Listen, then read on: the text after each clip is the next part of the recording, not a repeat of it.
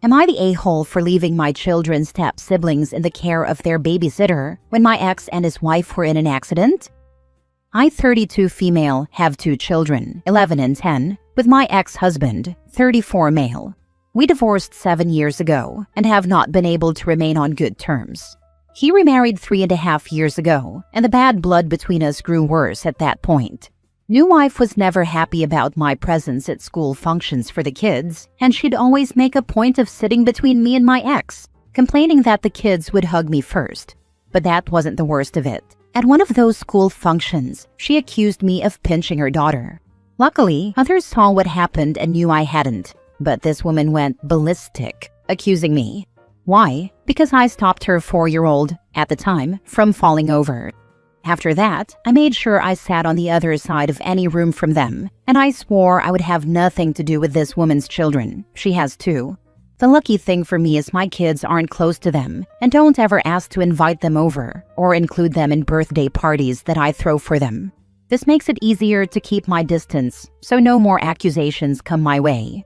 And this woman still brings up the pinching accusation and how she should have called the cops and had me thrown in jail. A few weeks ago, my ex and his wife were in a car crash. It was his custody week. We split the kids 50-50. His babysitter called me after they didn't come back home and told me she had no idea what to do, and I was one of the emergency contact numbers given. I tried calling him and he didn't answer.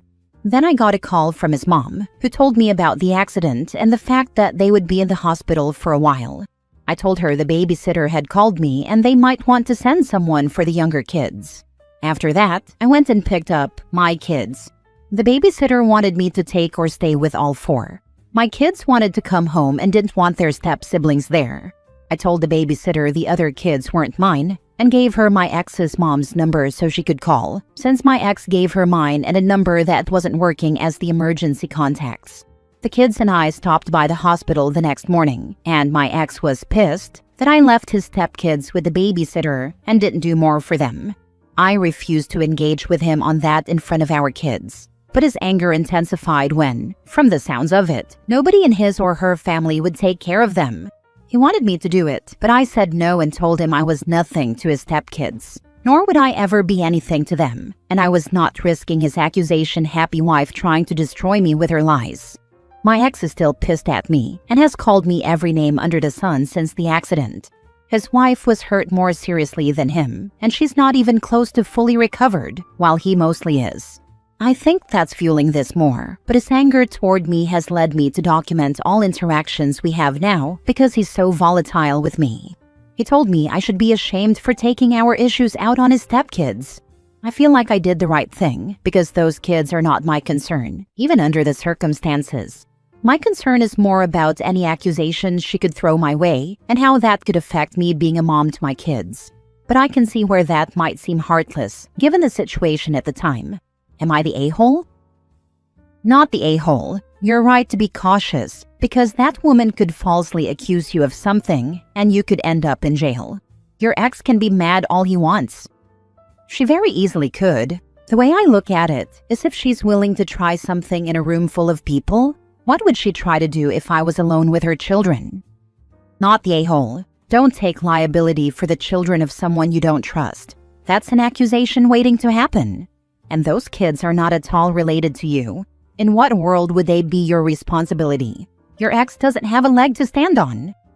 In his eyes, they are our kids' siblings, despite the kids not even feeling that way or seeing them that way. But even still, it's his responsibility as the one who chose to be their stepdad to make sure he gives accurate info for emergency contacts. I think the main issue for me is, in a 2 families, not a single person helped out? That says a lot about how people feel about the ex and his wife. Yep, ex-hubby should be asking himself why nobody stepped up from his family and friends, or his wife's. He won't, of course. Next story. Am I the a-hole for walking out after she said I scare her? My now ex-girlfriend and I were at her apartment when she said she wanted to talk. I asked if she wanted advice or if she just wanted me to listen. I didn't mean to sound cold, but I guess my tone came off that way. Honestly, she vented a lot, and it was getting tiring. She always said she could handle things on her own, but almost every night she called to talk about work or family problems. I tried to be supportive, but sometimes I just didn't have the energy to react how she wanted. That night, she said my blank face and calm voice scared her. She said I'd been like that for weeks, quiet, distant, like I was holding something in. Then she told me she was worried I might do something. Her ex-boyfriend had anger issues, and she said my calmness reminded her of him. That really shocked me. I've never yelled at her or threatened her, not once. So I stood up, grabbed my jacket, and left. She tried to call me as I was walking to my car, but I didn't answer her. Instead, I sent her a text. If you're scared of me, then you shouldn't be with me. I'm not joking about that. It's better if we go our separate ways. She texted later saying she was sorry and didn't mean it that way, but I didn't reply. If someone says they're afraid of me, even by mistake, I don't want to be around them. That kind of fear can get out of hand fast. I've read enough stories about false accusations to know how bad they can get. Even if it never reaches court, it can still ruin someone's life. So, I'm done. I loved her, but I can't stay with someone who looks at me like I might hurt them. I'd rather move on and never see her again than live with that kind of fear hanging over me. Not the a-hole. You literally did what you were supposed to do. Your partner said she felt unsafe with you, so you removed yourself from the situation. Sounds like she needs therapy to resolve whatever baggage she's carrying with her from her previous relationship. Good on you for walking away, instead of playing into whatever game, issue, or problem she was wanting to create. This post is just dripping with contempt for a woman who said she felt scared. Her boyfriend looks like a blank slate when she talks. This is a woman who has also dealt with previous abuse, and so also said she was scared he might do something, because he seems to have no reaction to what she says. Is OP angry with her? Is he upset? Is he actually okay? Is he tired? Is he sick? OP at no point made any attempt to follow up with her comment, to clarify, to speak to the woman he supposedly loved, on the phone, over text, in public. Nothing. After he left, he is right to stay away. And it'll be better for both of them since he seems to honestly dislike her. But OP, you're the a-hole. Good luck to them both. Why would he follow up with someone who says they're scared of them? Wouldn't that just be more scary? I have been scared by people before who I still talk to. Moments of anger and saying someone is scared shouldn't be a walk out the door. Walk out their life, never speak another word to them again, and immediately end a relationship with someone you were in love with. I am just getting slammed with downvotes, but I'm pretty sure it's reactionary, as I don't really see anyone else commenting why I'm wrong. I digress. My verdict is still you're still the a-hole, though everyone sucks here could work too, I suppose. People just see communication differently. What are you gonna do? That sounds abusive that you kept trying to communicate with people scared of you. Gross. As a survivor of a narcissistic partner who also said I scared her, you did exactly the right thing. My ex played the victim right up to the end, and there was nothing I could do to help her. She had past trauma, which made me sympathetic, but she was largely unaccountable for her own actions and needed professional counseling. I stayed far too long in that relationship and feel I barely survived getting out. To everyone saying that the OP should have stuck around, listened better, and offered more help to his girlfriend, you must understand that some people cannot be helped through love and affection alone. If they are unwilling to recognize past trauma, unwilling to heal, and unwilling to understand their own contributions to feeling scared, anxious, depressed, etc., there is nothing a loving partner can do. Also, and this should be obvious, but someone saying that their partner scares them without any reason for that concern is nothing more than manipulation. Next story. Am I the a-hole for not getting back together with my wife? My spouse, 34 female, and I, 40 male, are divorcing. A year ago, we started having issues that resulted in us fighting and or not communicating. Resentment built up from both of us to the point that we were unhappy. We both kept mentioning a separation until, after one fight, she said she was done with the fights and that we should divorce. The next day, she left on a business trip for a week, and when she returned, things were a lot better. We didn't argue. We got along like we used to in the beginning. This went on for about a month, so I suggested we talk about our relationship and where to go from there. Towards the end of our amicable discussion, I asked if we should stay together, and she said, "I don't know, and I think that the fact that I don't know means we should go ahead with the divorce." It hurt because I really wanted to save our marriage. We were together for 13 years and have 3 kids together, the youngest being 3.5 years old.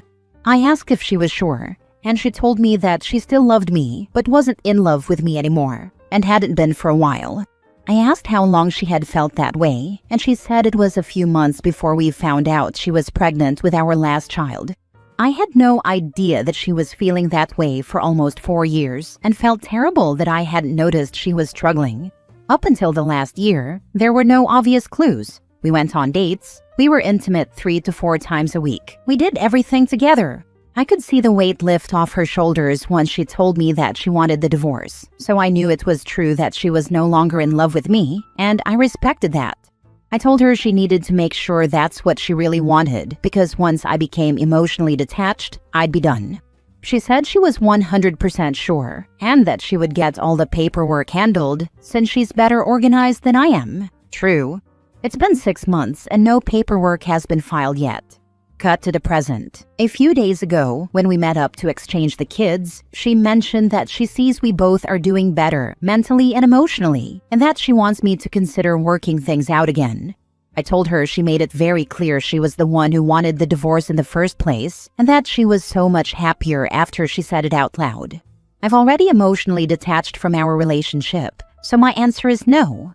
She said it was unfair that I wouldn't even consider it for a second before answering and left angry. A couple of friends say I should think about it for the sake of the kids, but some friends say that she emotionally detached from me for 4 years without telling me.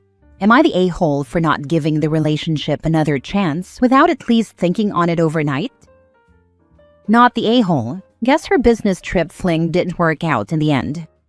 That's my guess. Or the coworker or the boss. Yes, whether it's her boss or coworker, we can know that she isn't serious enough about relationships. Hope OP won't turn back. The friend that mentioned she detached for 4 years is spot on. That's 4 years of no communication. Also, staying for the sake of the kids usually results in toxic and unhappy households anyways. But you also gave her 6 months to handle the paperwork. Time to put on your big boy pants and do it yourself. I would get a paternity test on your 3-year-old if I was you. She could have cheated. Nah, that's my child. She's literally the spitting image of my sister when she was a baby. A lot of people say that, but she might have a type. The affair partner could look very similar to you. Last story. Am I the a-hole for intentionally scaring my neighbor's kids? My 29 female bedroom window faces the front yard. During the day, I have the blinds half open, enough to let in some light and sunshine for my cats. From the street and even the front yard, it's not possible to see clearly into my bedroom. Because of this, I often walk through my bedroom in my underwear or partly dressed to get to the bathroom.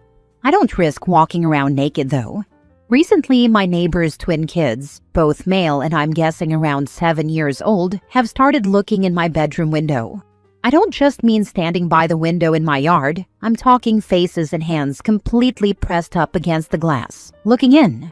I assume this started with them looking at my cats, but now I think they consider it some type of game with me. If they see me, they run back home laughing. I've caught them outside on several occasions and asked them directly not to do this, but they just run away laughing like it's a game. I've also spoken to their parents multiple times, and they refuse to do anything about it. The response I got was, they're just kids being kids, and if you don't want someone looking in your window, just keep it closed. I think teaching your kids that it's okay to go onto someone's property and peek in their window is messed up. I know they're young, but I still feel like my privacy is being invaded. This went on almost daily for months, until last week. I walked into my bedroom and heard the kids outside playing, then spotted the terrifying demon-like mask my boyfriend wore to a Halloween party the night before. So I got an idea. I stood next to my window wearing the mask for almost 20 minutes. Finally, I heard the footsteps approaching and waited until both kids had their noses pressed up against the window. At that moment, I jumped out, mask right at their eye level, and let out the deepest and loudest roar I possibly could. In all the years living next to these neighbors, I've never heard them scream as loudly as they did when they saw me. They ran home screaming and crying, and just minutes later, their mother was at my door calling me a monster for scaring her children. I simply told her that I do what I want in my own house, and if her kids don't want to see that, they should stay away from my window. It's been a week now, and I'm glad to say the kids haven't even stepped foot on my front lawn. Not sure if it's because they're traumatized or because the parents finally told them not to do it anymore. Either way, I'm happy. I felt justified at the time, but everyone I've told has said that I took it too far for such young children. So I don't know, am I the a-hole?